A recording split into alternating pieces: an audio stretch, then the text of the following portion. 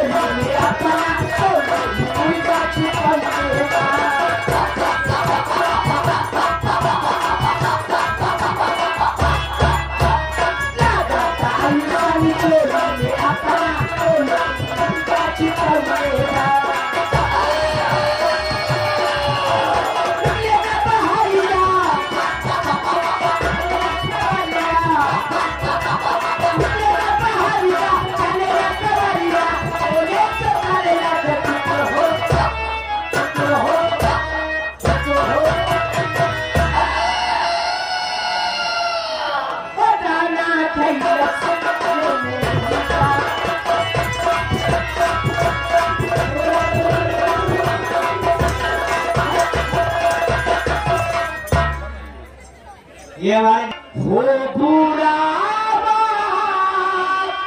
तो अपने भी नहीं मिलते।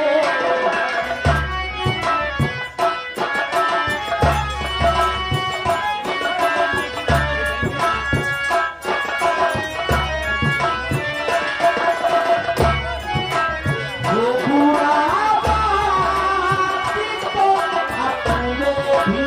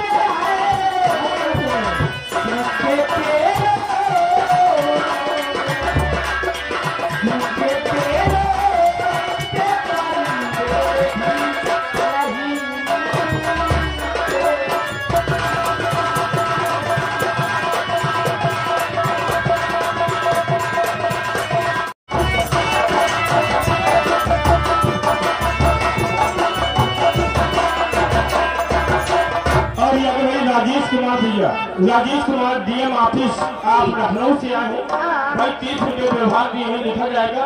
हमारे तरफ से डीएम ऑफिस हमने राजेश भैया को बहुत बहुत शुक्रिया धन्यवाद।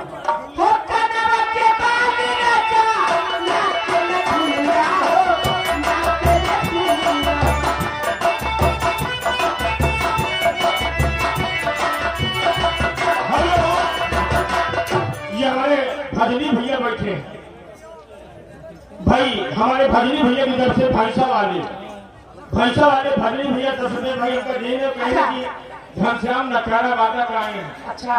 घनश्याम नकारा वादक आए हैं भाई न्योते में तो आप थोड़ी देर के लिए नकारे पर बैठे।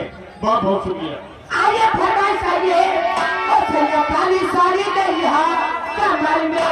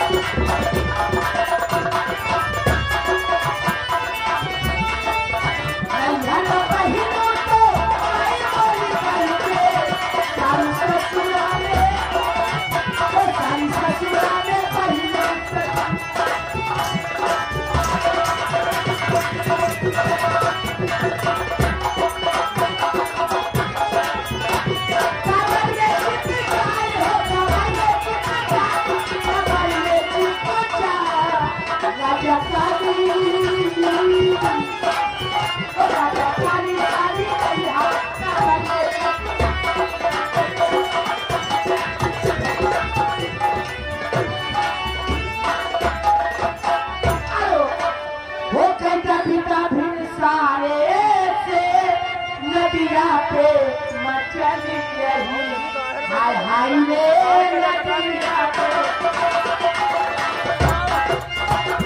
हेलो हेलो, ये दादा की तरफ से प्रेम घरवाली हमारे दादा 50 रुपया है, 40 रुपये दे रहे हो पहलिया नैया मोरे ससिया जो आए।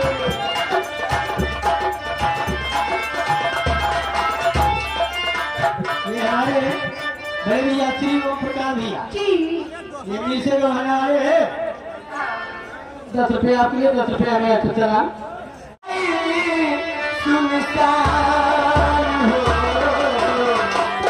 और जाए चंदा ये आवत खबरिया और जाए चंदा और ये आवत खबरिया कैसन बारी मोरा।